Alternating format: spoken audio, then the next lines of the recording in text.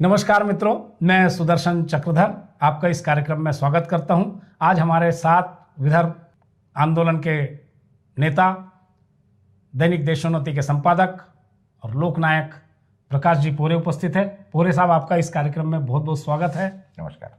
आज हम विदर्भ पर चर्चा करेंगे मित्रों, क्योंकि विदर्भ की लड़ाई माननीय प्रकाश पोरे जी पिछले कुछ समय से करते आ रहे हैं। तो मैं इनसे पूछना चाहूँगा कि ये विदर्भ आंदोलन क्या चीज़ है और इसको क्यों किया जा रहा है, क्या विदर्भ का इतिहास है, थोड़ा संक्षेप में हमारे दर्शकों को समझाएंगे जरा। जी जी जी जी बिल्कुल। देखिए, ऐसा है, पिछले 110 साल का करीब करीब विदर्भ का जो आंदोलन है वो चल रहा है। मैं आपको ये बताना चाहूँगा कि विदर्भ जो था वो हमारा ये देश के अंदर का पहला मराठी भाषिक राज्य था जी।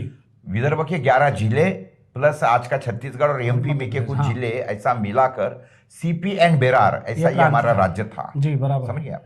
तो उसके बाद में ये हुआ कि यहाँ पर हमारी राजधानी थी नागपुर। आज भी सारी की सारी उसका इंफ्रास्ट्रक्चर रेडी है। लेकिन 1960 में ये हुआ कि फाजल अली कमीशन जो था उन्होंने ये जो स्टेट रीऑर्गेनाइजेशन का जो विषय निकाला, तो मराठी भाषा का एक राज्य रहना चाहिए ऐसा विषय हुआ। और उसके बाद में जो पश्चिम महाराष्ट्र के नेता थे यशवंतराव जी चौहान, उन्होंने देखा कि अगर अलग राज्य बनना है महाराष्ट्र तो उसमें 33% जंगल नहीं है। तो वो हिसाब से उनके दिमाग में आया कि क्यों ना विदर्भ को साथ में जोड़ा जाए ताकि हमको जंगल बढ़ाने की जरूरत नहीं पड़ेगी। हमारे तो राजधानी यहाँ है, हम क्यों आएंगे मुंबई में इतने दूर आपके साथ में जुड़ने के लिए। तो क्योंकि नागपुर और मुंबई का अंतर करीब करीब 930 किलोमीटर है, गढ़चिरौली का और मुंबई का अंतर तो करीब करीब 1100 किलोमीटर के ऊपर है। तो उस समय पे ये तय हुआ कि आपको मुंबई में आने की जरूरत नहीं है, उल्टा मुंबई यानी मंत्रालय यहाँ आएगा, साल में 2 बार 1-1 महीना ये यहाँ सरकार यहाँ रहेगी। उसके लिए वो नागपुर करार और अकोला करार हुआ। जी जी। हाँ, लेकिन वो उसका पालन नहीं हो रहा है। पहले 2-3 साल ये सारी चीजें हुई जी, 2-3-4-5 साल कुछ ये बातें हुई। लेकिन बाद में फिर वो ऐसा हुआ कि भाई साल में हम एक ही बार आएंगे, 2 महीने का रहेंगे, ऐसा हुआ। 2 महीने अलग अलग ना होते हुए फिर उसके बाद में उसको भी उन्होंने बगल दे दिया। फिर 2 महीने की जगह पे 1 महीने पे आ गए, 15 दिन पे आ गए। और यहाँ पर जब अधिवेशन हुआ, यहाँ पर जब अधिवेशन होता था तब एक्चुअली विदर्भ के प्रश्न ही उस समय पे प्रायोरिटी से लेना चाहिए थे, लेकिन वो न लेते हुए उधर के भी प्रश्न आते थे और अननेसेसरीली हमारा समय बर्बाद करके विदर्भ के प्रश्न जो है वो वैसे वैसे पड़े रहे। और आप पिछले 3 साल से देख रहे हो कि कोरोना का जो काल था उसका ध्यान में रखते हुए इन्होंने तो अधिवेशन ही नहीं लेना बंद कर दिया। जी जी जी। तो इसकी बात बिल्कुल तय है कि इन लोगों ने विदर्भ को जो है हवा में छोड़ दिया, इनको भी विदर्भ से कोई लेना देना नहीं है। इसलिए तो अब हाँ, अभी इसलिए ये समय आ गया है कि हमको सेपरेट विदर्भ करके ही रखना है, क्योंकि अभी इनके पास में ना ही हमारे पास में हमको देने के लिए पैसा है, क्योंकि अभी ये खुद कर्जे में डूबी हुई है। 6.5 लाख करोड़ के ऊपर कर्जा है। सही समय आ गया है इनसे अलग होने का, इसलिए हम लोग विदर्भ अभी अलग कर रहे हैं। बिल्कुल, कि नागपुर को जो है उपराजधानी का दर्जा देंगे। लेकिन उपराजधानी का दर्जा देने का मतलब ये होता है कि जितने सेक्रेटरीट के ऑफिस होते हैं, कमिश्नरेट के ऑफिस होते हैं, ये सारे के सारे ये उपराजधानी में चाहिए। लेकिन इन्होंने सारे ऑफिसेस एक फॉरेस्ट का छोड़ के बाकी के सारे कार्यालय जो है पुणे में चालू करे हुए हैं। तो ये तो पहले से ही इनकी नीयत ठीक नहीं, ये बिल्कुल बात बिल्कुल तय है। मैं आपको यही बताने की ये बताऊंगा कि जब हम महाराष्ट्र के साथ में गए तो विदर्भ का जो इरिगेशन था वो 7% था। महाराष्ट्र का पश्चिम महाराष्ट्र का इरिगेशन जो था वो 4% था। आज उनका इरिगेशन जो है वो 98% है और विदर्भ का इरिगेशन सिर्फ 17% है। हमको 27% नौकरियां मिलनी चाहिए थी, मिली हमारे को गवर्नमेंट की सिर्फ 2.5, बाकी की नौकरियां मिली सिर्फ हमारे को 7.5%। नौकरियों में हमारे साथ में धोखाधड़ी हुई। इरिगेशन के डैम 135 हमारे इनकम्प्लीट पड़े हुए है, उसका कोई अभी ये नहीं है। जमीनें गई हमारी किसानों की, सारा हो गया, पैसा नहीं मिला किसानों को, ना ही इरिगेशन मिल रहा है। तो इस तरीके से हर जगह पे पैसे के बारे में बैकलॉग, रास्ते के बारे में बैकलॉग, डैम्स के बारे में, इरिगेशन के बारे में बैकलॉग। अरे भाई, हमारे 11 कपड़े की मिलें थी विदर्भ के अंदर, 11। अकेले नागपुर में 6 थी, अकोला में 2 थी, हिंगनघाट, पुलगांव, बडनेरा, कई जगह पे ऐसी कपड़े की मिलें थी। 11 कपड़े की मिलें आज सारी की सारी बंद हो गई। इन्होंने नीति ऐसी चलाई। नागपुर तो हमारा पूरा का पूरा हैंडलूम का हब था भाई। कोष्टी समाज हमारा बहुत बड़ा था, सारा का सारा काम ऐसे कर दी कि वो सारा का सारा देशोधड़ी को लग गया, मर गए बेचारे सारे। तो अभी इनके साथ में कि हमारी सुद्गिरनियाँ थी सारी बंद हो गई, शक्कर के कारखाने थे उठा के लेके गए पश्चिम महाराष्ट्र में भंगार में। इन लोगों की नीयत के बारे में अभी हमारे दिल में कोई शंका रही नहीं है, इसलिए हमको महाराष्ट्र के साथ में नहीं रहना है, बस तय हो गया है। भोरे साहब, मेरा अगला सवाल इसी से संबंधित यह है कि आप जो आंदोलन कर रहे हैं विदर्भ का, तो उसमें आप ये दावा कर रहे हैं कि अगले कुछ साल में आप विदर्भ को पृथक करवा देंगे, सेपरेट करवा देंगे या करवा कर रहेंगे, विदर्भ राज्य लेकर रहेंगे, आपका नारा है। तो ये कैसे होगा, कैसे पॉसिबल है, इसके लिए क्या योजना है आपके पास? देखिए, ऐसा है कि हमारे बाबा साहब आम्बेडकर ने बोला था कि जिनका शोषण हो रहा है उनको उसकी जान्यू कर दो, आपका क्या लूटा जा रहा है, तो वो जो आदमी है वो उठ के खड़ा हो जाएगा। हम विदर्भ के लोगों को यही बताने में अभी तक के अक्षम रहे हैं कि तुम्हारा क्या, तुम्हारे पास में क्या था वो किस, और तुम्हारे पास से क्या लूट के लेके गए, और उसके बाद में तुमने क्या खोया है, तुम्हारा भविष्य भूतकाल क्या था और तुम्हारा भविष्य क्या है। ये अगर बातें अच्छी तरह से हमारे आने वाले पीढ़ियों के सामने अगर रख दिया तो मैं ऐसा समझता हूँ कि जो लोग हैं ना वो फिर उठ के खड़े हो जाएंगे। यानी विदर्भ, आप ये कहना चाह रहे हैं कि विदर्भ के जो नेता है वो अक्षम हैं और वो कर नहीं पा रहे हैं, मतलब बिल्कुल आपके शब्दों में बताइए जरा, समझाइए कि विदर्भ के नेता क्या है? नहीं, देखिए ना, क्या कौन है आज मुझे बताइए कि विदर्भ में ऐसे कौन से नेता है कि जो विदर्भ को इस तरीके से ड्राइव करके लेके जाएंगे। मैं तो समझता हूँ कि आज मुझे तो कोई दिखता नहीं है, मैं तो अखबार चलाता हूँ, सब देखता हूँ, उसके बावजूद मुझे कोई पार्टी के अंदर वो ताकत का नेता नहीं दिखता है कि जो विदर्भ को सेपरेट कर देगा। अगर एक दो नेता भी हैं तो वो सत्ता से ऐसे जुड़े हुए हैं कि कुछ भारी नेता है तो नहीं, देखिए, तो नहीं कुछ कर पा रहे हैं। नहीं, इससे और भी मैं आगे जाने की कोशिश करूंगा कि जब उनके सीट के नीचे की कुर्सी निकल जाती है ना, तब उनको विदर्भ की याद आता है। बराबर, बिल्कुल सही। और उसके बाद में वो सत्ता मिलने के बाद में वो उनकी जो डिमांड है भूल जाती है। भाजपा का एग्जाम्पल हमारे सामने है ना, इन लोगों ने तो राइटिंग में दिया था कि अगर हमारे पास में सत्ता केंद्र में आ जाती है तो हम दूसरे दिन कर देंगे विदर्भ को। हमारे फडणवीस साहब ने तो बोला था कि अगर जब तक के होता नहीं तब तक मैं शादी नहीं करूंगा। गडकरी साहब ने राइटिंग में दिया था 100 रुपए की स्टैंप पेपर के ऊपर। हुआ क्या? सत्ता है केंद्र में पिछले 8-10 सालों से, हुआ क्या? कांग्रेस के भी कई नेता साहब विदर्भ के, वही मैं बोल रहा हूँ, वो कांग्रेस भाजपा, मुझे कोई किसी का समर्थन करना नहीं है। कांग्रेस वालों ने अलग तरीके से बेवकूफ बनाया और भाजपा वालों ने अलग तरीके से बेवकूफ बना रहे हैं, सिंपल विषय। भोरे साहब की आप अगले कुछ सालों में विदर्भ अलग कैसे करवाएंगे, थोड़ा ये समझाइए। मैं तो ये जो बच्चे हैं इनको ये समझाना चाहूंगा। पहली बात देखिए, आज के घड़ी के अंदर मैं आपको एक ही बात बताऊंगा, जब हम इनके साथ में जुड़े थे 1960 में, तब हमारे 66 आमदार थे, विधायक 66। बाद में 2009 में यानी करीब करीब 50 साल के बाद में जब जनगणना हुई फिर से, तब पाया गया कि विदर्भ की लोक संख्या कम हुई। 50 साल में लोक संख्या कम हुई, बढ़ी नहीं है, जबकि अन्य क्षेत्रों की बढ़ती है। इसका कारण तो उसका नतीजा ये हुआ कि हमारे 66 जो विधायक थे, 66 से हमारे 62 विधायक हो गए। 4 विधायक कम हुए क्योंकि लोक संख्या कम हुई। लोक संख्या कम क्यों हुई? क्योंकि यहाँ पे कोई डेवलपमेंट नहीं है, बच्चों के लिए नौकरियां नहीं है, तो बच्चे उठे, कोई मुंबई, पूना, मद्रास जहाँ है यहाँ से निकल के चले गए बेचारे। बच्चे गए लंदन, अमेरिका, विदेश में चले गए, तो और बच्चे चले गए करके उनके पेरेंट्स निकल गए। आज ये हकीकत है विदर्भ की कि हर 20 घर के पीछे के एक घर को ताला लगे हुआ है, क्योंकि वहां भी कोई रहने वाले नहीं है। तो इस तरीके से विदर्भ जो है अभी ये वीरान बनते जा रहा है, ये वीरान बनते। और विदर्भ के बारे में मैं आपको दूसरी बात बताना चाहूंगा। विदर्भ जो है ये वराड और सोने की कराड़, यानी ये रीजन विद गोल्डन बॉर्डर, ऐसा प्रदेश था हमारा। क्योंकि यहाँ पर कपास उगती थी, और 1 क्विंटल कपास बेचने के बाद में 1947 में जब हम आज़ाद हुए थे, मेरे दादी ने 3 तोला सोना खरीदा था 1 क्विंटल कपास बेचने के बाद में। और उस समय में जो तोला था ना वो 12 ग्राम का था। 36 ग्राम सोना खरीदा था मेरे दादी ने। उसके बाद में 1972 के अंदर जब कापूस एकाधिकार योजना लागू हो गई थी, तो उस समय पे कपास को भाव मिला था 275 रुपये, सोने का भाव था 180 रुपये।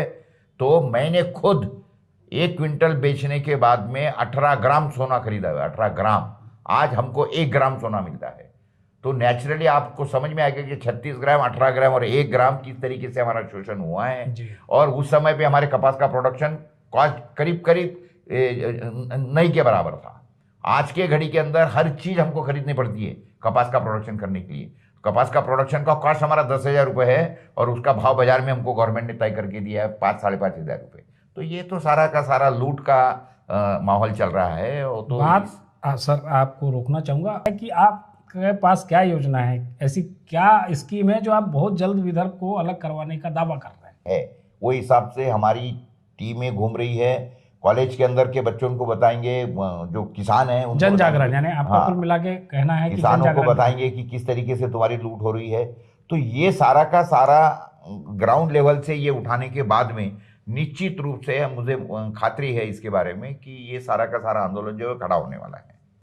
जी, मेरा अगला सवाल ये है कि आप विदर्भ को जब अलग करवाएंगे या करने का दावा कर रहे हैं या हो जाएगा आपके प्रयासों से, तो लेकिन ये बिना आर्थिक राजधानी, यानी मुंबई को आर्थिक राजधानी कहा जाता है मित्रों, तो मुंबई के बिना, क्योंकि मुंबई जब आर्थिक राजधानी है तो निश्चित ही वहाँ पर धन, मनी पावर, ये सब ज़्यादा है, तो उस हिसाब से विदर्भ तो पिछड़ा है। तो विदर्भ के कर्मचारियों को जो यहाँ पे इंफ्रास्ट्रक्चर लगेगा, जो यहाँ पे जो बुनियादी समस्याएं होगी, जो यहाँ पे सिंचाई के लिए और करेंगे साहब। मुझे आपका सवाल ध्यान में आ गया है और पहली बात मैं आपको यह करेक्ट करने की कोशिश करूंगा कि ये पहली बात ये समझना, ये मिसअंडरस्टैंडिंग है इस तरीके से कि बिना मुंबई कुछ नहीं हो सकता। कैसे? देखिए, मुंबई भले ही आर्थिक कैपिटल है जी, तो मुंबई आर्थिक कैपिटल है तो उसका जो सारा पैसा है वो कोई अकेले एक स्टेट का नहीं है, स्टेट का हक के ऊपर है। जो शराब का पैसा होता है यानी एक्साइज होती है, प्लस जो पेट्रोल की जो ड्यूटी है उनका हिस्सा जो है राज्य का, उतना ही सिर्फ राज्य का विषय है। बाकी जो भी पैसा है वो तो सारा सेंट्रल गवर्नमेंट के पास में जाता है। अब सेंट्रल गवर्नमेंट जाने के बाद में नेचुरली उसका जो डिस्ट्रीब्यूशन होता है वो इक्वली हर स्टेट के हिसाब से होता है। पहली बात एक समझिए, इसीलिए ये मुंबई के ऊपर से हमको हाथ धोना पड़ेगा और हम मर जाएंगे, ये कोई बात नहीं, गलत फहमी है सारी। ऐसा कुछ नहीं है। तो ये तो सारा मुंबई का भी जो पैसा आएगा तो हमारे पास में आने वाला है। उल्टा मैं आपको यहाँ पे ये करेक्ट करने की कोशिश करूंगा कि अगर हम महाराष्ट्र से अलग हुए तो महाराष्ट्र की हालत खराब हो जाएंगी, क्योंकि एक बात ध्यान में रखिए कि हमारे पास में 20,000 मेगावाट बिजली है, जिसमें से सिर्फ 2,000 मेगावाट की हमारी जरूरत है। 18,000 मेगावाट बिजली हमारे पास में एक्सेस है, वो बेचे ना तो भी उसके ऊपर हमको कितना तो भी पैसा मिलेगा जी। 25 के ऊपर खनिज हमारे पास में, मिनरल्स हमारे पास में है, कोयला हमारे पास में है। तो ये सारा का सारा जब जंगल हमारे पास में है, क्या है आज के घड़ी में इसको अच्छी तरह से एक्सप्लोर नहीं किया जा रहा है। ये अगर अच्छी तरह से एक्सप्लोर करे, बिजली के ऊपर का पूरा अगर हमने ये तैयार कर दिया, और मैं बोलता हूँ ना, महाराष्ट्र से अगर सिर्फ 5 रुपए यूनिट के पीछे बिजली अगर दिया ना, ये पूरे महाराष्ट्र की इंडस्ट्री उठा के हमारे विदर्भ में आ जाएंगी। क्या बात करते हो? हमारे पास में क्या नहीं है, हमारे पास में पानी है, सब है, इंफ्रास्ट्रक्चर सारा है, जंगल हमारे पास में, हमको कोई उसकी कमी नहीं है। तो नेचुरली जो आज मैं आपको ये बताना चाहूंगा कि देखो, अलग होने के बाद में तेलंगाना की आज हालत क्या है, देखिए कितना दौड़ रहा है। छत्तीसगढ़ की हालत देख लीजिए आप, तरक्की तो ये तरक्की के यहाँ पे है ना भाई, उत्तराखंड भी उससे तो हमारी हालत कई गुना अच्छी है। हमारे पास में सारी चीजें हैं। सबसे मेन बात, हमारे पास में जो है ना, एक बहुत अच्छा इंटेलिजेंट मैन पावर है हमारे पास में। बच्चे आज उनके पास में यहाँ कुछ नौकरी नहीं होने के बाद में वो बेचारे, ये जो ब्रेन ड्रेन हो रहा है हमारा, ये बात पहले समझिए, ब्रेन ड्रेन हो रहा है। बढ़िया। तो साहब, आपका कहना है कि विदर्भ सक्षम प्रदेश होगा, बिल्कुल अपने आप में खड़ा हो जाएगा, अपने पैरों पर खड़ा रहेगा। इतना सब होने के बाद, इतने वर्षों से शोषण हो रहा है, तो और किन किन मदों में शोषण हो रहा है और किस प्रकार से इस शोषण को आप रोकेंगे? देखिए, मैं आपको बताना चाहूंगा कि अंग्रेजों के जमाने में भारत जो था ना, उनके लिए ये कॉलोनी थी। काहे के लिए? उनका माल बेचने के लिए ये भारत को वो यूज करते थे जी। हमारे से कच्चा माल लेते थे, उधर जाके पक्का बनाते थे और यहाँ लाके बेचते थे। डबल तरीके से शोषण होता था। आज क्या हो रहा है?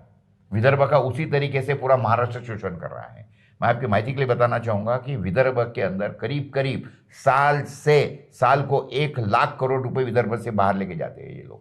अच्छा। मैं आपको 2-3 एग्जाम्पल देने की कोशिश करूंगा। दूध देखिए आप, हमारा 2.5 करोड़ का विदर्भ है और उसमें 2.5 जनसंख्या, हाँ 2.5 करोड़ जनसंख्या का विदर्भ है। एक आदमी को 500 ml दूध लगता है, एक आदमी को 500 ml दूध लगता है। तो वो 500 ml दूध लगता है, उसका ये नेशनल सैंपल सर्वे के हिसाब से अगर अंदाज लगाए तो करीब 1.25 करोड़ लीटर दूध हमको रोज का लगता है। जब 1.25 करोड़ लीटर दूध हमको लगता है, मेरा ये बोलना है कि चलो ऊपर का 20-25 लाख लीटर छोड़ दो, जो थोड़ा बहुत गवर्नमेंट डेयरी में कलेक्शन होता है, कोई प्राइवेट वगैरह छोड़ो, 1 करोड़ लीटर ही दूध का हिसाब पकड़ लो। 1 करोड़ लीटर दूध और 50 रुपए भाव पकड़ लिया ना 1 लीटर का, तो 50 करोड़ का तो दूध खरीद रहे हैं रोज, महीने का 1500 करोड़, साल का 18,000 करोड़ तो दूध में वेस्ट हो रहा है हमारा। उसके बाद में पश्चिम महाराष्ट्र की सारी शराब हमारे विदर्भ में बिकती है, हमारे विदर्भ के सारे लोगों को नचेड़ा बना दिया जा रहा है। उसके बाद में अंडे बाहर से आते हैं, मुर्गी बाहर से आती है, नारियल बाहर से आते हैं, सफरचंद बाहर से आते हैं, इंसेक्टिसाइड बाहर से आते हैं, फर्टिलाइजर बाहर से आता है, सीड बाहर से आते हैं, क्या नहीं आता है विदर्भ में बाहर से। तो ये अगर हमने सोच लिए ना कि ये हम इसमें से कोई चीज़ बाहर से नहीं लेंगे, 1 लाख करोड़ तो हम इमीडिएट बचा लेंगे, तो ये जो ड्रेन हो रहा है ना विदर्भ का, ये रोकना पहले जरूरी है। और ये तभी रुकेगा जब विदर्भ के लोगों का इसके साथ में सहयोग मिलेगा, और ये सहयोग तभी मिलेगा जब हम उनको जागरूक करेंगे और बताएंगे कि ये इस तरीके से हमको आगे बढ़ना है। तो अब मैं उस सवाल की ओर आ रहा हूँ जिसका जनता को जानना बहुत ज़रूरी है कि इतना सब करने के लिए, स्वतंत्र विदर्भ राज्य की स्थापना के लिए आपके पास ब्लूप्रिंट क्या है, विदर्भ अलग करने के लिए आप क्या कर रहे हैं, और विदर्भ अलग हो जाएगा तो जनता को क्या मिलेगा, कैसे मिलेगा, थोड़ा समझाइए। बहुत सही सवाल आपने पूछा है। मैं आपको बताना चाहूंगा, बाजू का जो तेलंगाना स्टेट है ना, जाके देखिए उसके तरफ किस तरीके से उन्होंने रिफॉर्म की है उनकी तरफ से। आज तेलंगाना के हर किसान को वहाँ का जो मुख्यमंत्री है ना, वो साल में 10,000 रुपये दे रहा है एकड़ के पीछे, बढ़िया एकड़ के पीछे। तो हम तो उससे भी ज़्यादा पैसा दे सकते। विदर्भ बाय डिफॉल्ट ऑर्गेनिक है भाई, हमको कुछ करने की जरूरत नहीं है। इसका नाम ही विदर्भ है, जहाँ पर विविध प्रकार का दर्भ यानी घास उगता है। क्या बात है। यानी गंगा, हमारे विदर्भ का जो कंपैरिजन है ना, वो गंगा के खोरे से किया गया है, यानी जो है ना बेसिन, हाँ गंगा बेसिन जो है ना उसके साथ में है हमारे। एक बात समझिए, लेकिन हुआ क्या है कि जिस तरीके से अच्छी तरह से एक्सप्लोर करना चाहिए था उस तरीके से नहीं किया गया। जो हमारा उपज ही नहीं है वो हमारे ऊपर थोपा गया है, दैट इज केमिकल फार्मिंग। तो अगर केमिकल फार्मिंग छोड़ के हम लोगों ने अगर सिर्फ ऑर्गेनिक फार्मिंग भी अगर कर दिया ना, तो मैं आपको बताता हूं कि आज के घड़ी के अंदर ये ऑर्गेनिक फार्मिंग का स्टेट अगर डिक्लेयर कर दिया ना, तो 1 एकड़ के पीछे किसानों को हम ये जो रासायनिक खाद की जो सब्सिडी गवर्नमेंट फॉरेन कंपनियों को देता है, वो अगर हमने हमारा हक मिला लिया ना, 20,000 रुपये पर एकड़ तो किसानों को वैसे ही दे सकते हैं हम लोग। एक विषय। दूसरी बात में, ये जो हम लोग प्रोडक्शन करेंगे ऑर्गेनिक का, वो उसका दाम अच्छा किसानों को मिलेगा। वो आज केमिकल फार्मिंग का खाने के बाद कारण लोग बीमार गिर रहे हैं, तो वो बीमारियां कम हो जाएंगी, हॉस्पिटल में जाने वाला पैसा कम हो जाएगा। ऐसे कई चीज़ें हम आपको विदर्भ अलग करने के बाद में आपको दे सकते हैं। और जो हमारा जो ब्लूप्रिंट है इसके बारे में, वो मैं आपको बताना चाहूँगा इसके ऊपर से कि विदर्भ किस तरीके से सक्षम हो सकता है। देखिए, मैं आपको बताऊँगा, आज के घड़ी के अंदर 11 डिस्ट्रिक्ट में हमारा विदर्भ बटे हुआ है जी। क्या आपको पता है कि यवतमाल और गढ़चिरौली, ये 2 डिस्ट्रिक्ट की लेंथ कितनी है? आज 400 किलोमीटर है। क्या 400 किलोमीटर का कभी एक डिस्ट्रिक्ट आपने देखा है देश में? अगर आज के घड़ी के अंदर गढ़चिरौली को डिवाइड कर दिया ना 4 पार्ट में, तो 4 वहां के, 4 यवतमाल के, ऐसे 8 डिस्ट्रिक्ट तो ये बन जाएंगे। उसके बाद में अमरावती के 2 डिस्ट्रिक्ट बनाना चाहिए, बुल्ढाना के 2 डिस्ट्रिक्ट बनाना चाहिए, वर्धा के 2 डिस्ट्रिक्ट बनाना चाहिए। उसी तरीके से भंडारा के 2 डिस्ट्रिक्ट बन सकते हैं, नागपुर के 4 डिस्ट्रिक्ट अलग से बन सकते हैं, अकोला में से तोड़ के और एक डिस्ट्रिक्ट अलग कर सकते हैं, वाशिम गोंदिया का एक डिस्ट्रिक्ट हो सकता है, चंद्रपुर का एक डिस्ट्रिक्ट अलग हो सकता है। ऐसे मिला के अगर हमने ये सारा का सारा सोचा ना, तो करीब 20 डिस्ट्रिक्ट जो है, 20 से 22 डिस्ट्रिक्ट हमारे पूरे हो जाएंगे। 11 डिस्ट्रिक्ट से 22 डिस्ट्रिक्ट हो जाएंगे विदर्भ के। जितने छोटे डिस्ट्रिक्ट रहेंगे कंट्रोल के लिए आसान होने वाले हैं। जैसे आप ब्रीद ही है कि छोटे राज्य विकसित राज्य नहीं, आप देखिए ना, तो वैसे ही छोटे जिले भी विकसित हो सकते हैं। मुझे आप बताइए, आज के घड़ी के अंदर विदर्भ में सबसे ज्यादा नक्सलवाद कहाँ है? गढ़चिरौली में, क्योंकि it is beyond the human control कि 400 किलोमीटर किसी को कंट्रोल नहीं कर सकते, और उसका जंगली एरिया है सारा का सारा। उससे बेटर है अगर उसके 4 अलग अलग डिस्ट्रिक्ट कर दिए तो 100 किलोमीटर का डिस्ट्रिक्ट बहुत आसानी से हैंडल हो सकता है। मैं तो बोलूंगा 4 नहीं 5 करो, कोई फर्क नहीं पड़ता। जितने छोटे डिस्ट्रिक्ट रहेंगे ना उतने अच्छे रहेंगे, इससे विकसित विदर्भ होगा। तो ये हम पहली बात तो ये इस तरीके से ये करेंगे। उसके बाद में आज के घड़ी के अंदर जो हमारे महाराष्ट्र के अंदर लैंड सीलिंग है, वो लैंड सीलिंग हम पूरा का पूरा कैंसिल करवा के रखेंगे। उसके बाद में क्या मुझे बता सकते हो, इसका कोई लॉजिक है आपके पास में? यानी उधर काजू बनता है तो काजू के ऊपर से वो लोग फेनी बनाते हैं, वो बनाना चलता है गवर्नमेंट को। लेकिन हमारा महुआ जो निकलता है यहाँ का, महुआ की हम लोग ये नहीं बना सकते, वाइन नहीं बना सकते, उसके पास उससे विस्की नहीं बना सकते। अभी मैं मानता हूं कि अभी गवर्नमेंट ने इसके बारे में बनाया है, पिछले जारी किया है। करीब करीब 2 साल से मैं इसके ऊपर फाइट कर रहा था कि वाइन को परमिशन दे दो, महुआ के ऊपर की बंधन निकाल डालो। तो अभी गवर्नमेंट ने उसके ऊपर से थोड़े रिलैक्स किए, लेकिन उसके बावजूद भी जिस कृषि तरीके से उत्पाद का चाहिए दर्जा दिया गया गवर्नमेंट ने? नहीं दिया अभी हाँ, तो उसके लिए भी हाँ नहीं दिया। लेकिन उसके बाद में अभी जो हुआ है उसके कारण काफी अच्छा वाइन बनाने के लिए हमारे पास में बहुत ये हो गया है। तो इसलिए अभी ये वाइन हम लोग विदर्भ में बहुत अच्छी तरह से बना सकते हैं। उसके बाद में ये जंगल है हमारे, तो वो जंगल को जो है उसके अंदर के जो कंपाउंड्स है वो नहीं होने के कारण वो सारे जंगली जानवर जो है हमारे खेतों में आते हैं, किसानों के।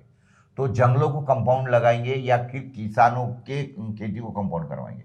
तो किसानों के खेती को कंपाउंड करवाना ये बड़ी टेढ़ी खेल है। उससे बेटर है कि जंगलों को कंपाउंड करवाऊं, जंगल के पुरानी जंगल के अंदर रखवाऊं।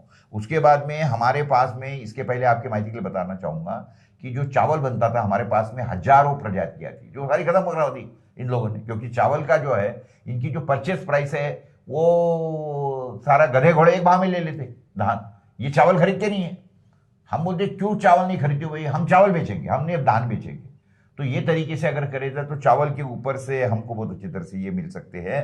उसके बाद में चावल से भी रेवेन्यू अच्छी तरह से मिल सकता है। उसके बाद में ये जो सेंद्रीय विदर्भ राज्य घोषित होने के बाद में जो हमारा कॉटन यहाँ रहेगा, तो कॉटन के लिए हम कम से कम 25% एक्स्ट्रा कॉस्ट दे सकते हैं। उसके बाद में यहाँ पर हमारा जो बुनकर समाज था, तो वो बुनकर समाज को हम अच्छे टेक्निकल ये दे के उनसे ये पैठनियाँ हैं या कोई और अच्छे खादी के जो उत्पाद हैं ये करवा सकते हैं। उसके कारण बहुत अच्छी तरह से SEZ अच्छी तरह से तैयार हो सकते हैं।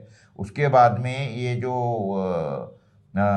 खेती जो हमारी जो बिजली जो हमारे पास में है जी, जो एक्सेस बिजली हमारी, उसके बावजूद भी विदर्भ के अंदर सबसे ज्यादा लोड शेडिंग, पिछले 20 साल से लोड शेडिंग झेल रहे हैं हम लोग। क्यों चाहिए भाई खेती को लोड शेडिंग? ये इसके कारण ही हमारे किसानों की आत्महत्या हो रही है। तो पहली बात तो हम ये तो लोड शेडिंग पूरा खत्म कर देंगे, खेती को फ्री में बिजली देंगे, बिल्कुल फ्री में देंगे, मैं बोलता हूँ खेती। और उसके बाद में जो बची हुई बिजली है ना, हम ये पूरे देश में बेच सकते हैं। हमारे ऑलरेडी इतनी लाइन्स ऑलरेडी डल चुकी है। यानी क्या होता है, बिजली उत्पादन करने के लिए पानी हमारा खत्म हो रहा है, कोयला हमारा जल के उसकी राखड़ हम झेल रहे हैं, प्रदूषण हम झेल रहे हैं, गर्मी बढ़ गई है सबसे ज्यादा भारत भर में। ये विदर्भ हमारा सबसे ज्यादा उच्चांक वाला टेम्परेचर, यानी तप्त प्रदेश होना चाहिए, तप्त प्रदेश हो गया है। तप्त की जगह पे तप्त हो गया। देखिए विदर्भ ये एक जमाने में कोई विद्वानों का प्रदेश गिना जाता था, विद्वानों का। अभी ये विद्वानों के प्रदेश की जगह पे विधवाओं का प्रदेश हो गया है, शोकांतिका है। क्योंकि किसान आत्महत्या कर रहे हैं, पहली बात तो ये समझिए आप। और उसके बाद में हमारे यहाँ पर जो भी बिजली एक्सेस है ना, तो वो बिजली को हम लोग क्या करेंगे, कम से कम जैसे दिल्ली के अंदर ये देते हैं हर घर में 200 यूनिट बिजली फ्री देती, तो क्या हम नहीं दे सकते? हम भी देंगे। और उसका सारा पैसा जो है वो अच्छी तरह से इंडस्ट्री को ये हमारा प्रोडक्शन कॉस्ट जो है, मैंने जो हमारे MSCB के जो दोस्त है उनसे जो पता लगा है, वो बोलते 3.5 रुपए यूनिट में हम लोग बिजली बनाते हैं, ज़्यादा से ज़्यादा। और 3.5 रुपए की बिजली हम लोग आज खुद, हम विदर्भ वाले टोटल मिला के इंडस्ट्री वाले जो है ना 19 रुपए पे कर रहे हैं, 19 रुपए पर यूनिट पे कर रहे हैं। लूट मची है, लूट। तो ये सारी की सारी अगर हमने कर दी है ना, और उसके बाद में ये मोहल्ला क्लिनिक खुलवाए, जो जिला परिषद की नगर पालिका की स्कूल्स है वो अगर ठीक तरह से करवा दिया। उसके बाद में सबसे मैं आपको बताता हूँ, हमारे यहाँ पे जितनी भी मीटर गेज की रेलवे है ना, वो सारी की सारी हरामखोरों ने बंद करके रखी है। क्या करके रखी है? भंगार में जाके पड़ी है वो। उससे बेटर है चालू करो ना वापस से। और वो मीटर गेज की रेलवे चालू करने के बाद में वो स्कूल के बच्चों के लिए, ये हमारे ग्रामीण विभाग के जो लोग हैं, मजदूर है, उनके रोज आने जाने वालों के लिए फ्री दे दो। क्या तकलीफ है? कौन सा पैसा खर्चा होने वाला है उसमें? या नॉमिनल चार्ज। तो ये सारी चीजें अगर करे तो मैं आपको बताता हूँ, दावे से बताता हूँ कि अभी जितने स्टेट बने हैं ना, अलग से तेलंगाना बना है, छत्तीसगढ़, उनसे हम ज्यादा दुगने स्पीड से हमारी प्रगति होगी। और विदर्भ जो है ये पहले जैसा सोने का प्रदेश था, सोने की लंका तो आपको पता है अभी किस तरीके से हो गई है, लेकिन विदर्भ जो वाकई में सोने का प्रदेश था ना, ये विदर्भ को वापस से सोने का प्रदेश हम करवा के रहेंगे, ये मैं आपको दावे से बोलता हूँ। बहुत बहुत धन्यवाद प्रकाश पोहरे साहब, आपने जिस तरह से विदर्भ के का रोड मैप समझाया, उसका बैकलॉग हमको बताया, हमारी जनता को, हमारे दर्शकों को, और किस तरह से आप विदर्भ को अलग करेंगे ये बताया, किस तरह से विदर्भ सक्षम होगा ये समझाया। तो इसके लिए आपको बहुत बहुत शुभकामनाएं, बहुत बहुत धन्यवाद शो में आने के लिए। अगली बार फिर मिलेंगे मित्रों, नमस्कार।